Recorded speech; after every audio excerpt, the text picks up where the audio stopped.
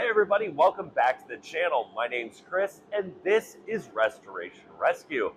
I know it's a little noisy in here, but that's because of the heater, because it's in the 20s here and it feels like 5 degrees out with the wind chill. Now, I know the door is open, but the problem with that is the truck is hanging out and I have no room to push it forward and it doesn't really want to roll right now. So what we're going to do today is drop the pan.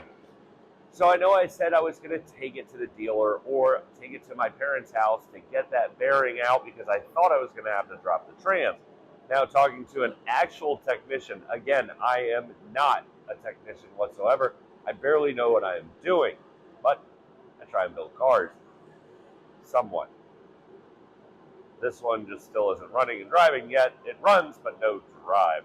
The other truck did run and drive after years of work.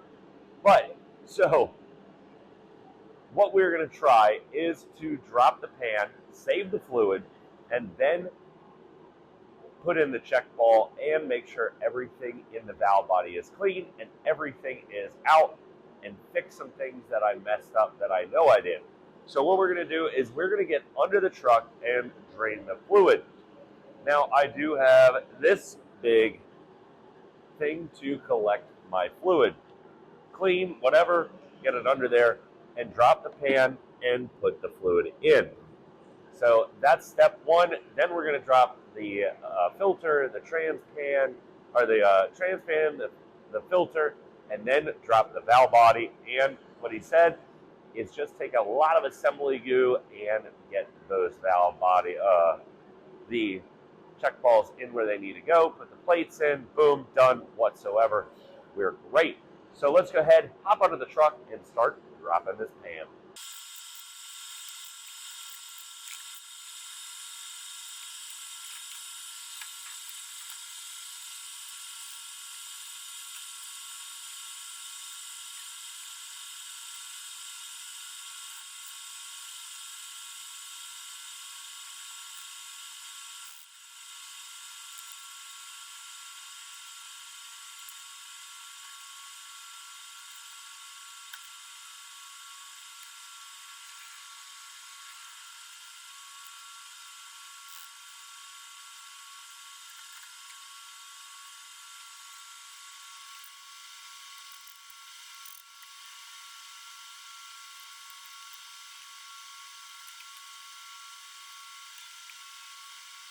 All right, so the pan is down and we haven't lost that much fluid, which is good because that was a little bit of a mess.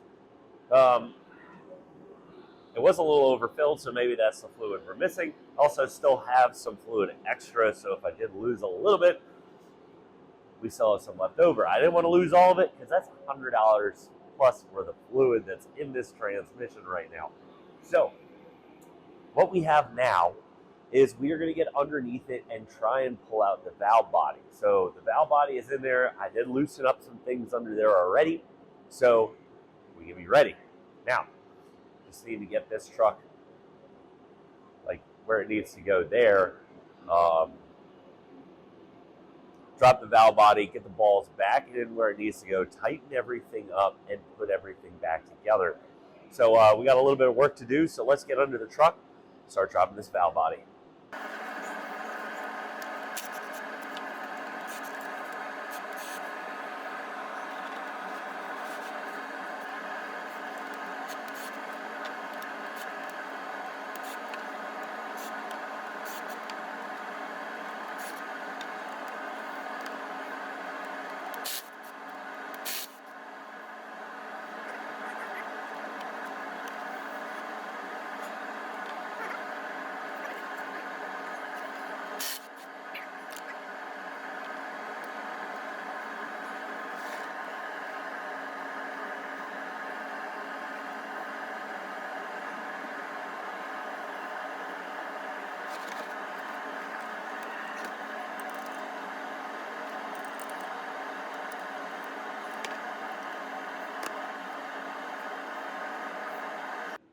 All right, so you saw us drop the pan and we worked on getting the valve body out.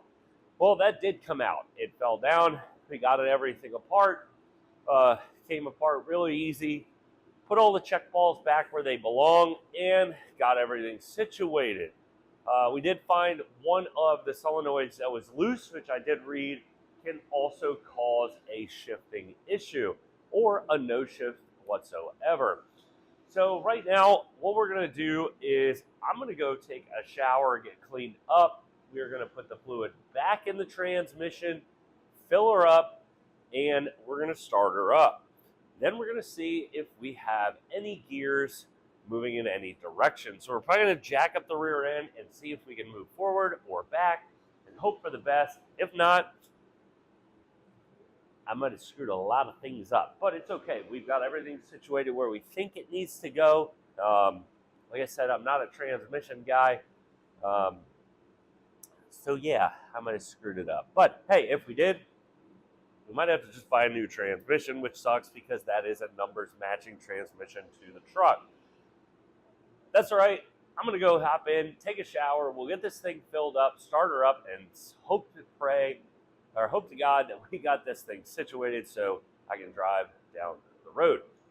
We are still also waiting on those lights to get shipped. They said either this past week or the upcoming week they should ship. So let's go ahead, get cleaned up, and start filling this thing with fluid.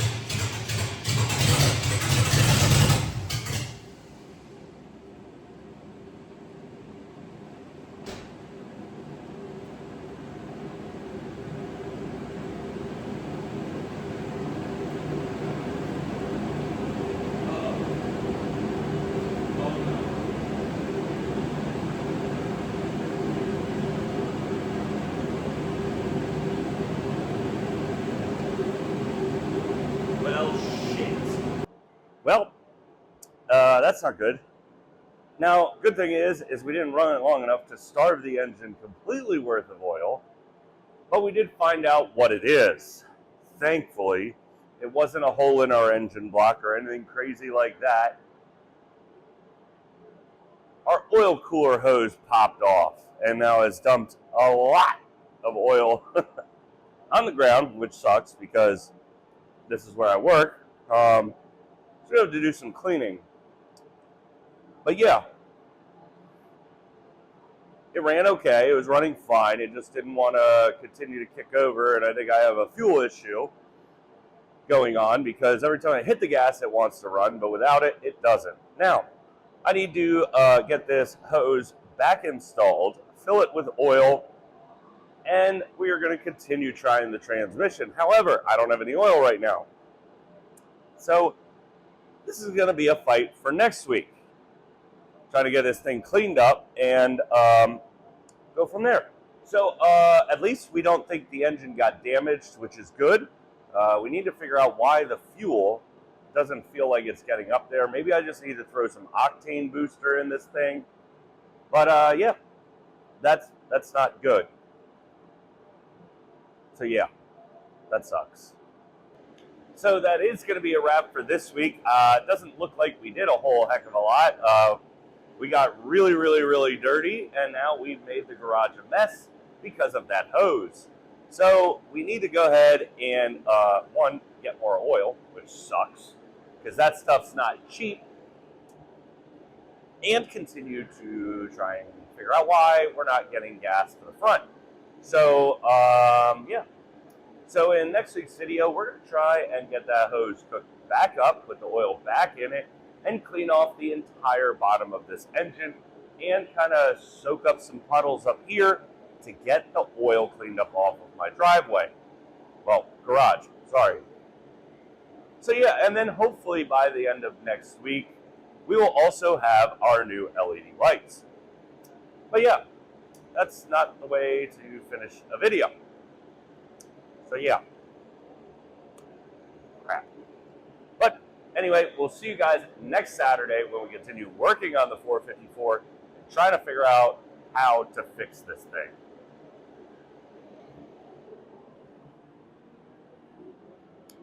Crap.